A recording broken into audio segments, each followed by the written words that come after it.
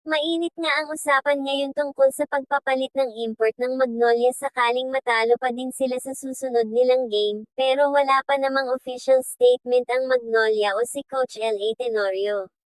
Si KJ Buffon pa rin ang naka-lineup as of now. Sa ngayon, si KJ Buffon pa rin ang import ng Magnolia Hotshots para sa Season 50 PBA Governors Cup. Wala pang balita o report na nakalink si Glenn Rice Jr. sa Magnolia ngayong Governors Cup.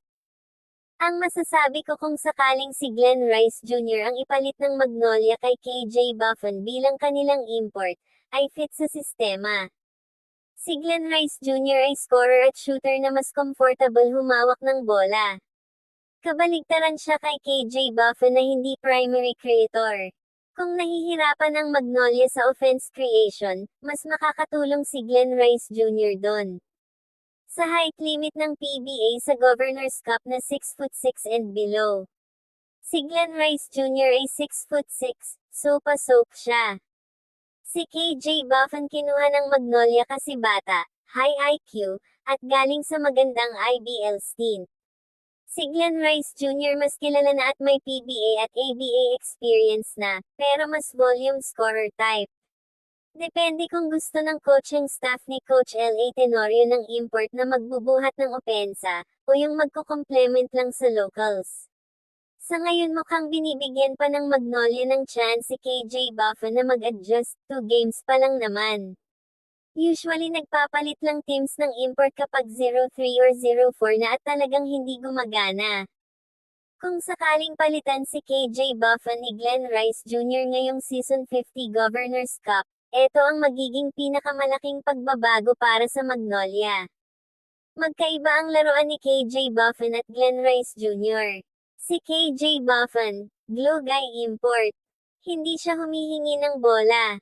Ang trabaho niya ay rebound, defense, putbacks, at mag-screen para sa locals.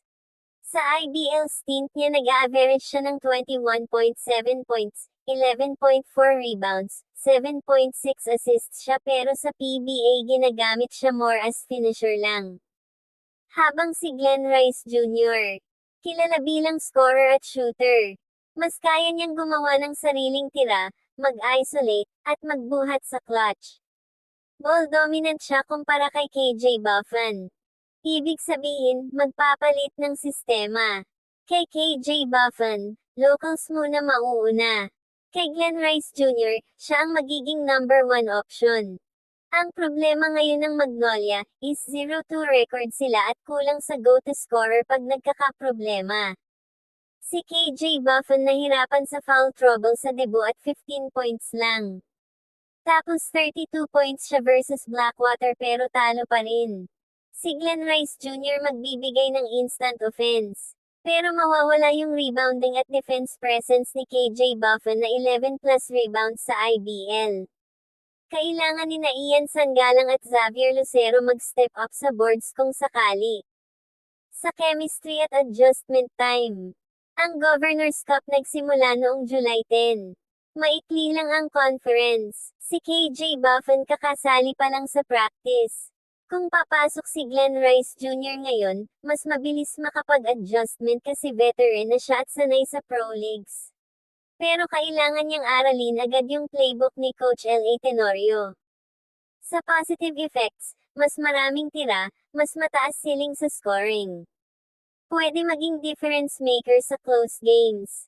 Sa negative effect naman, minsan nagiging hero ball si Glenn Rice Jr., baka tumigil yung ball movement ng Magnolia na gusto ni Coach L.A. Tenorio. Plus, hindi siya kasing physical ni KJ Buffon sa depensa at rebound.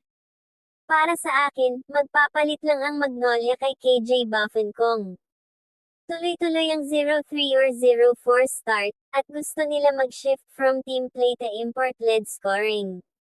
Si KJ Buffon kinuha nila kasi bata, mura, at team first.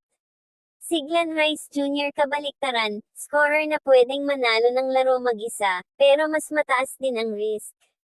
Sa tingin ko, alam na ng Magnolia Management at ni Coach L.A. Tenorio kung ano ang gusto nila mangyari. Base sa pinili nila at galawan ng team ngayon, gusto ng Magnolia ang team first import, hindi savior, kaya kinuha nila si KJ Buffon pero may plan B naman sila, kung magtutuloy-tuloy ang kanilang talo, at kung gusto na nilang manalo at scoring, si Glenn Rice Jr. na ang sagot doon.